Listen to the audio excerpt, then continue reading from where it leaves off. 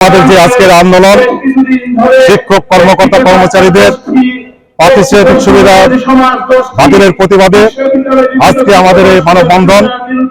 আমরা এই মানববন্ধন থেকে বলতে চাই, যতক্ষণ পর্যন্ত আমাদের এই প্রাতিষ্ঠানিক সুবিধা ফিরে না আসবে ততক্ষণ পর্যন্ত আমাদের এই সংগ্রাম, আমাদের কর্মসূচি তীব্র থেকে তীব্রতর হবে।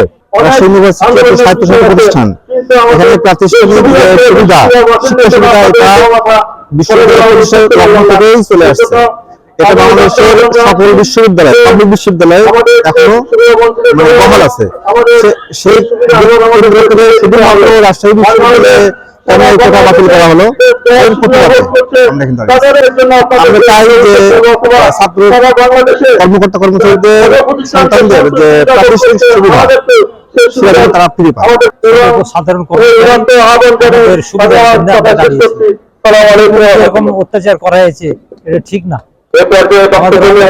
তারা খুব কষ্ট পেয়েছে, বয়স্ক মানুষের তারা কষ্ট পেয়েছে। শিক্ষক শিক্ষার্থী কর্মকর্তা কর্মচারী এটা হচ্ছে একটা ফ্যামিলি, কিন্তু দাবি আদায়ের একটা জায়গা রাখতে হবে। প্রশাসন আমার বলে আমি যে কোনো দাবি করব না, বিষয়টা এমন না। বাবার কাছেও কিন্তু আমরা অনেক সময় গিয়া যৌক্তিক দাবির জন্য তার কাছে আমাদের লড়াই করতে হয়। দুই ভাই বোনের ভিতরে একটা ঝামেলা হয়ে গিয়েও কিন্তু বাবার কাছে যেতে হয়। তো এটা আমার কাছে এমনই মনে হয়, এটা প্রতিপক্ষ আমার কাছে কখনোই মনে হয় নাই। সকল বিশ্ববিদ্যালয় বা সরকার থেকে প্রজ্ঞাপন করে জারি করতে হবে এমন তো কোনো কথা না, কারণ এটা স্বায়ত্তশাসিত একটা বিশ্ববিদ্যালয়, এটা নিজস্ব একটা অধ্যাদেশ আছে এবং এটার নিজস্ব একটা অ্যাক্টে চলে, তাদের একটা নিজস্বতা আছে। এটা যদি বলতো যে জিএসটির আন্ডারে কোনো বিশ্ববিদ্যালয়, তাহলে আমি বলতে পারতাম যে পুরো 24টা বিশ্ববিদ্যালয়ের একটা নির্দিষ্ট একটা কারিকুলাম আছে, ওইটা পুরোটা চেঞ্জ করতে হবে। আমার রাজশাহী বিশ্ববিদ্যালয়ের চিন্তা আমি করব, আমি কেন ঢাকা বিশ্ববিদ্যালয়, জাহাঙ্গীরনগর, চট্টগ্রাম বিশ্ববিদ্যালয় তারা যেটা বলতেছে আমি কেন তাদের জন্য বসে থাকতে হবে? আর আপনারা জানেন যে আমরা যেদিনই বাতিলের ঘোষণা আসছে পরের দিন থেকে কিন্তু চবি মানববন্ধন শুরু করে দিছে, দাবি মানববন্ধন করছে, সবই প্রবি করতেছে। মানে শুরুটা এখান থেকে হচ্ছে, কিন্তু প্রশ্নটা কিন্তু সবার গলার কাটা।